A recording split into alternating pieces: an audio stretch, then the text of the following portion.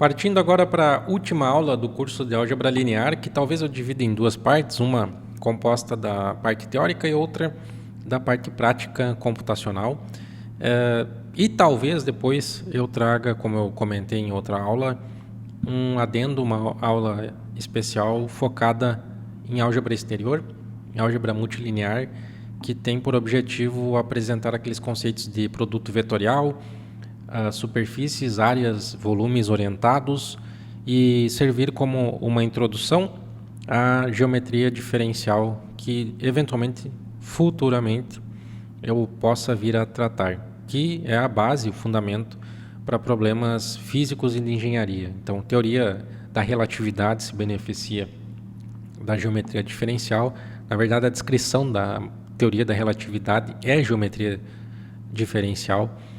A mecânica do contínuo e uma infinidade de aplicações, tanto na engenharia quanto na física, se beneficiam desses conceitos. Mas hoje nós vamos tratar dos métodos numéricos associados à álgebra linear, que visam, resolver problemas de forma numérica.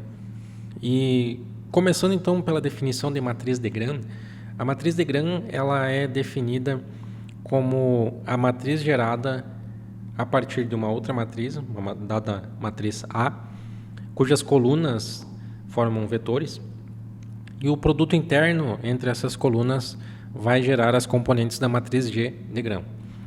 Aqui nós temos as definições matemáticas clássicas da matriz de Gram, mas o que importa é que a matriz de Gram pode ser obtida pela multiplicação da transposta da matriz com ela mesma, que gera exatamente isso, o produto interno, que é resultado da multiplicação entre duas matrizes. Então, cada componente é dada por esse produto interno e vai nos dar, então, como resultado, uma matriz simétrica positiva que é obtida pela multiplicação da matriz A pela sua transposta, e assim nós temos a matriz de Gram. Agora, começando a partir aqui da eliminação de Gauss, nós temos as definições de decomposições de matrizes, que visam o quê? Visam buscar soluções numéricas para problemas da álgebra linear. Então, isso aqui essas definições, a partir de agora, nos dão ferramentas algorítmicas que conseguem reduzir a complexidade de um problema matricial e assim obter alguma resposta, alguma solução para um problema. Então, a eliminação de Gauss, ela consiste em realizar operações elementares em vetores em um dado espaço vetorial que vão gerar vetores, aqui, por exemplo, os vetores V, esses vetores gerados serão V' que estarão em um subespaço equivalente. E essas operações elementares, então, elas consistem na troca de posição entre dois vetores e a soma de um vetor com um múltiplo de outro vetor na lista. Essas são as operações elementares de Gauss, da eliminação gaussiana. E o escalonamento, ou a eliminação, ela vai consistir então na aplicação sucessiva dessas operações, visando obter uma matriz escalonada. Essa matriz escalonada, ela é feita realizando pivotamento. O que é o pivotamento? Por exemplo, o elemento A11, se ele for diferente de zero, o processo começa deixando essa linha intacta e parte para a segunda linha, a terceira, enfim, as outras, para realizar as operações elementares. E o objetivo dessas operações é tornar as componentes abaixo da componente A11 nulas. E assim, na medida que nós conseguimos essa primeira linha diferente de zero, nós vamos para a segunda linha e vamos fazer as mesmas operações. O segundo passo aqui, se o A11 for igual a zero, nós vamos ter que trocar linhas de modo que a primeira linha fique com um valor diferente de zero, a primeira componente. Indo para a segunda linha, nós vamos fazer a mesma coisa, mas daí já com a componente A22 e assim sucessivamente. Isso é o escalonamento. Isso vai nos permitir fazer o quê? Resolver sistemas de equações lineares, M equações com N incógnitas e representados naquela forma clássica de AX igual a B. Nós vamos expandir a matriz A com o vetor B, ou seja, eu tenho os elementos da matriz A e eu aumento a matriz com a matriz B. Escalono ela e começo a resolver, né? Vou encontrando os valores de cada uma das incógnitas e na medida que as linhas superiores vão tendo mais combinações, eu vou substituindo os resultados das que estão plenamente definidas, né? Isso se deve ao fato de que o subespaço que nós estamos encontrando, se os vetores são linearmente independentes, é o subespaço que tem um mínimo de somas possíveis ali, né, que nos garantem que esses vetores são linearmente independentes e, portanto, tem uma correspondência a matriz A com a matriz B, e assim nós obtemos os valores do vetor x. Pegando um exemplo aqui, nós temos essa matriz A e nós vamos aplicar as operações elementares. Nós aplicamos essas operações elementares, a primeira linha, como dito, né, ela já possui um valor diferente de zero, então deixamos ela intacta e partimos para a segunda. O primeiro elemento abaixo do primeiro elemento que nós deixamos intacto, né, que é o elemento A11, não é diferente de zero. Então, nós temos que torná-lo zero e partimos para não deixar igual a zero o elemento A22. Então, nós realizamos as operações elementares, né, somamos um múltiplo de outra linha com a linha que nós estamos operando e assim obtemos um valor não nulo para o elemento A22, ou seja, nós pivotamos esse elemento. E agora nós vamos fazer o mesmo para a linha de baixo, que não é nula, né? O elemento que está abaixo do A22 não é nulo. Nós realizamos as operações elementares, buscamos torná-lo nulo e assim, por uma coincidência, nós temos que toda a linha é igual a zero. Então aqui ela já está na forma escalonada e se nós tivéssemos, né, mais componentes e estivéssemos com vetores totalmente linearmente independentes, nós teríamos possivelmente uma solução num sistema de equações lineares a partir da eliminação de Gauss. Da eliminação de Gauss vem, por consequência, a possibilidade de nós encontrarmos a inversa de uma matriz. Lembrando que a inversa ela é definida como a matriz A multiplicada pela sua inversa é igual à matriz de identidade. E se nós colocarmos isso na forma matricial, nós podemos fazer uma matriz aumentada, em que nós temos à esquerda a matriz A e à direita a matriz de identidade. Eu vou realizando operações elementares nessa matriz, de forma a obter uma matriz em que a diagonal é formada por uns, portanto, a esquerda passa a ser a identidade, de modo que tanto em cima quanto embaixo nós tenhamos valores nulos, né, dessa diagonal. Então, nós escalonamos e realizamos operações elementares até zerar, tanto em cima quanto embaixo. E o resultado que nós vamos obter será à direita dessa matriz aumentada, a matriz A inversa. Então, essa é uma forma computacional, algorítmica de obter a matriz inversa de uma dada matriz A. Agora, avançando para as outras decomposições, primeiro nós entendemos o conceito de matriz triangular.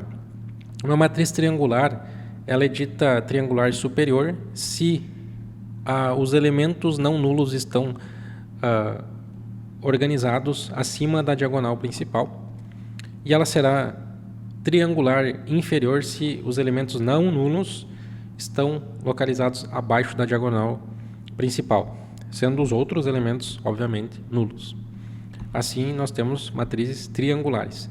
E, generalizando aqui, pegando para as matrizes triangulares superiores, mas podemos generalizar para as matrizes triangulares inferiores também. O produto dessas matrizes triangulares, sejam elas superiores ou inferiores, né, de uma superior com uma superior, será uma matriz superior, ou de uma inferior com inferior igual a inferior.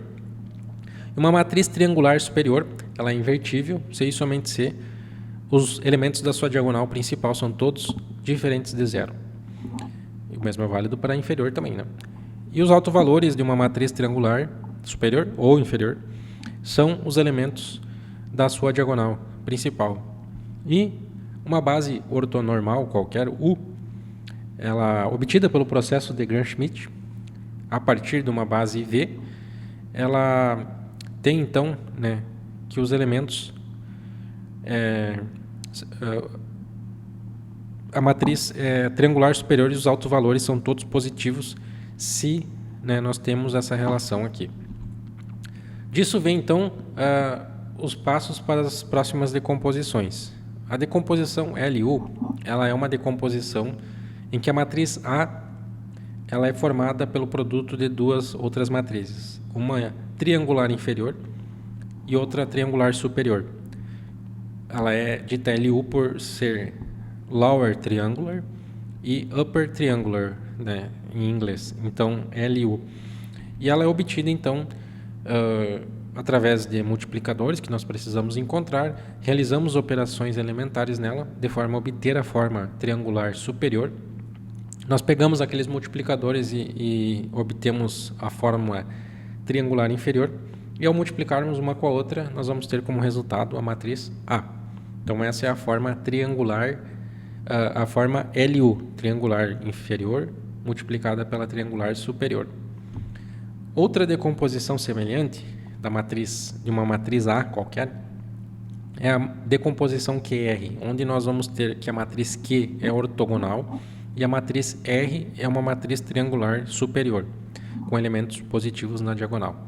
E a forma de obter essa matriz, ela é através de um processo semelhante ao de Gram-Schmidt, né, obtendo, através das colunas que formam essa matriz, vetores, né, vetores em que nós vamos torná-los ortogonais. E na medida em que nós pegamos esses vetores e normalizamos eles, nós obtemos a matriz Q. Da matriz Q, eu consigo obter a matriz R, né, porque ela é um resultado da multiplicação da matriz Q transposta com a própria matriz A. E assim nós temos as duas matrizes, a Q e a R. Ao multiplicarmos as duas, elas formam a matriz A. Essa é a decomposição QR. Nós temos também a decomposição de Cholesky, que consiste em a multiplicação de uma matriz triangular superior com a sua transposta, e que por consequência é uma matriz triangular inferior, né, por ela estar na sua forma transposta. E avançando um pouco aqui, o que nós vamos obter? De exemplo, nós precisamos de uma matriz triangular, de uma matriz quadrada simétrica para Cholesky, e assim nós obtemos então as componentes da matriz triangular, e basta multiplicar essa matriz triangular pela sua transposta que nós vamos obter a matriz A. A matriz de Cholesky, ela é especial então para esses casos de matrizes quadradas simétricas. E avançando nesses processos, nós encontramos alguns outros conceitos importantes, que são o de diagonalização, decomposição polar e valores singulares, decomposição em valores singulares.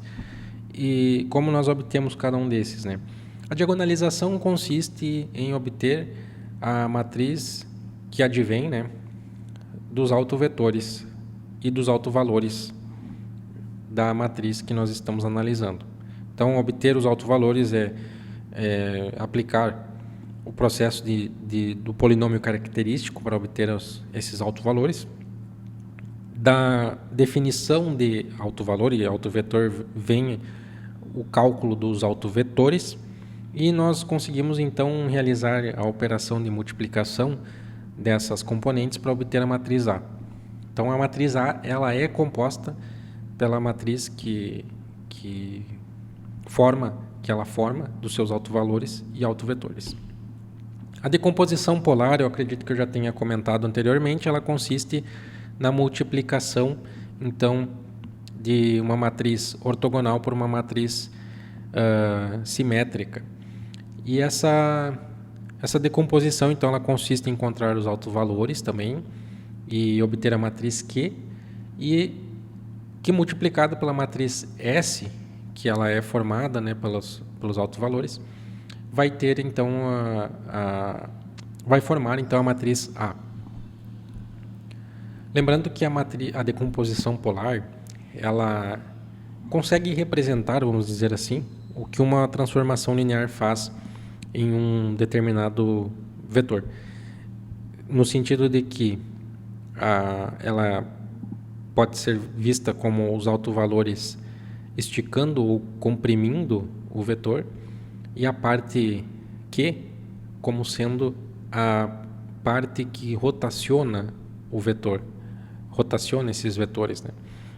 Então, é uma decomposição que consegue separar as rotações e as estiramentos ou compressões que um vetor sofre. Então, tem a ver com a geometria, a modificação da geometria que o operador realiza num vetor, né? A decomposição em valores singulares, ela consiste na multiplicação de um vetor, de uma matriz dos autovalores, né, a raiz quadrada dos autovalores, e uma matriz U, que é obtida também a partir deles, né, da matriz sigma, multiplicada por V, que tem a ver com que é calculada a partir da transposta multiplicada pela própria matriz. E assim, multiplicando tudo, nós encontramos a matriz A novamente. Isso é uma forma de decompor a matriz em elementos mais simples e tem um fundamento computacional interessante. Agora, partindo para fundamentos computacionais, né, dito tudo isso, né, das decomposições, o que nos interessa na álgebra linear em termos computacionais, para resolver problemas reais, seja eles de engenharia, ciência de dados, sistemas lineares em geral, né? É realizar decomposições que são a base para métodos computacionalmente eficientes e estáveis e robustos, né? E o que nós precisamos resolver, né, em um problema matricial de álgebra linear? É encontrar vetores linearmente independentes, autovalores, e para cada operação dessas, né, nós temos esses métodos que podem ser utilizados. Porém, para utilizar cada um deles, nós precisamos analisar o custo computacional, estabilidade numérica e o condicionamento das matrizes, se elas estão adequadas para a utilização dos métodos, né? Nós temos vários softwares que nos ajudam, o NumPy do Python, o MATLAB, o Julia, que é computação científica também, o LAPACK, que é uma biblioteca, e utilizam essas técnicas já de forma otimizada. Então, nós não precisamos desenvolver um algoritmo para resolver a eliminação gaussiana, por exemplo. Isso já está definido, não precisamos reinventar a roda. Nós nos beneficiamos dos algoritmos que outros já criaram e são encontrados facilmente nessas bibliotecas, já estão plenamente desenvolvidos e lidam muito bem com matrizes grandes e problemas de memória. Enfim, se nós fôssemos realizar isso do zero, seria bem complicado e talvez não conseguíssemos sem um bom tempo para pensar bem e estabilizar o problema, né? E o que nós consideramos para o custo computacional das decomposições, né? Tem um conceito na computação que é o de complexidade. Conforme o número de operações que nós realizamos para obter um resultado, um algoritmo, nós vamos elevando a complexidade do problema. Então, o método LU, ele tem uma complexidade ON3, ou seja, ele é um um problema com complexidade elevada ao cubo. Significa que eu tenho várias operações que precisam ser realizadas numa matriz para eu conseguir obter um resultado que eu espero. E essas operações, elas representam n elevado a 3 operações necessárias. Então, se eu tenho um problema com n incógnitas, eu preciso de n elevado a 3 operações para resolvê-lo. O que parece pouco, mas na verdade, se nós considerarmos matrizes aí que tenham elementos na casa de milhões de elementos, elevar a 3 gera um custo computacional considerável. Mesmo que nós tenhamos em mente que o computador ele realiza bilhões de operações por segundo, né, na casa dos gigahertz, mas mesmo assim, dependendo do problema, ele se torna muito grande, complexo e difícil de resolver, levando muito tempo computacional. E aqui nós temos, né, uma comparação dos métodos, sendo que o SVD, o problema de valores singulares, ele é muito mais caro, tem muito mais operações envolvidas. Então ele só é viável em condições específicas, em problemas específicos. A estabilidade numérica em decomposições matriciais, ela tem a ver com o seguinte: tem algumas operações que nós vamos ter de divisão, de soma, divisão, e dependendo a divisão, nós vamos alcançar valores muito pequenos, né, em algumas divisões. E esses valores muito pequenos, eles começam a trazer uma desinstabilização numérica, porque podem acumular erros, e conforme nós vamos realizando as operações, nós vamos perdendo precisão. Isso pode gerar muitos problemas. Então, cada método vai ter ali, né, dependendo da sua complexidade e número de operações, uma perda de integridade, uma perda de estabilidade numérica, dependendo do tipo de matriz, né? Uma matriz mal condicionada, por exemplo, é uma matriz que vai ter elementos, componentes ali que tenham valores muito grandes, por exemplo, 10 na 3, enquanto outros valores são menores, são irrisórios, às vezes 1, muito abaixo de 1. Então, são grandezas muito diferentes umas das outras, e conforme eu vou operando com essas grandezas muito diferentes, elas vão acarretando erros, né? Se eu realizo operações de divisão, multiplicação, exponenciação e radiciação. E justamente aqui, né, matrizes mal condicionadas, elas amplificam erros de arredondamento. Então nós temos um número de condicionamento de uma dada matriz, e quanto mais perto de 1 esse número, mais bem condicionada é a matriz, e os erros eles permanecem pequenos. Enquanto que se for muito longe de 1, né, esse número de condicionamento, os erros são amplificados. E a decomposição na prática, né, ela é obtida através daqueles pacotes, bibliotecas de softwares e linguagens de programação, como eu comentei, em que nós realizamos as operações e elas já estão bem estabelecidas, né? E uma grande busca nessas soluções é evitar a inversa, justamente pela quantidade de operações necessárias, né, para se obter ela. Então, cada uma vai ter seus benefícios e vantagens para a solução de problemas diferentes. Em problemas reais, físicos, nós vamos lidar com matrizes relativamente grandes, relativamente enormes. E isso é um problema de organização do problema no sentido da solução computacional.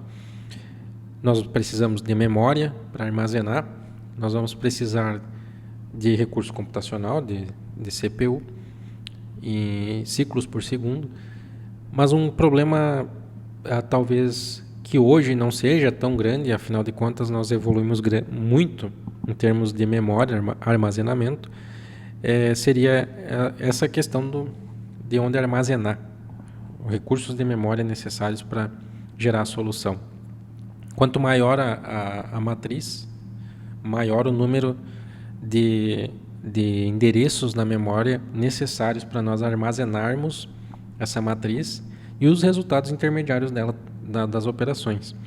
Então, mesmo hoje nós nós contamos com recursos de memória consideráveis, as memórias hoje são grandes comparadas no passado, ainda assim nós temos algoritmos que foram melhorados ao longo do tempo para justamente otimizar os problemas reais que nós nos deparamos. Muitos problemas na engenharia, como por exemplo em método dos elementos finitos ou ainda de fluidodinâmica, muitos problemas geram matrizes esparsas, ou seja, nós temos matrizes enormes, porém muitos elementos nessas matrizes são nulos. E se eles são nulos, nós não precisamos armazenar endereços que não possuem valores, ou operar sobre eles, né, necessariamente. Então, hoje existem algoritmos que conseguem otimizar essas questões de esparsidade da matriz, né, o quanto ela está esparsa em termos de valores não nulos e nulos, e otimizar dessa forma tanto o armazenamento quanto a solução do problema. E pensando em evolução computacional, hoje nós temos recursos de paralelização também. Então, a utilização de GPUs para resolver problemas de álgebra linear. E qual é a vantagem da GPU sobre a CPU? Né? A CPU ela vai realizar uma operação por vez. Né? Pensa lá uma operação elementar numa eliminação gaussiana. A matriz vem e opera componente a componente uma de cada vez.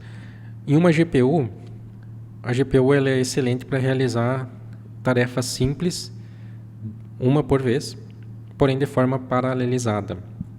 Então, nós conseguimos realizar operações elementares em vários elementos ao mesmo tempo. Porém, cada um sendo, né, uma operação simples e depois juntarmos todos para assim obter um resultado e ganhar tempo, às vezes significativo, na solução de problemas desse tipo. Então, o paralelismo ajuda a maximizar a velocidade da solução do problema sem comprometer a estabilidade, né? Estabilidade, a precisão e propagação de erros. Então, hoje nós temos pacotes, bibliotecas aí que resolvem plenamente esse tipo de problema, como por exemplo os kernels CUDA da NVIDIA, e assim nós obtemos, né, vantagem na utilização de recursos de paralelos. Era isso. Obrigado. Agora eu vou focar nas próximas etapas, como eu falei, na demonstração computacional e depois futuramente uma aula especial somente para a parte de álgebra exterior e avançar e concluir esse assunto.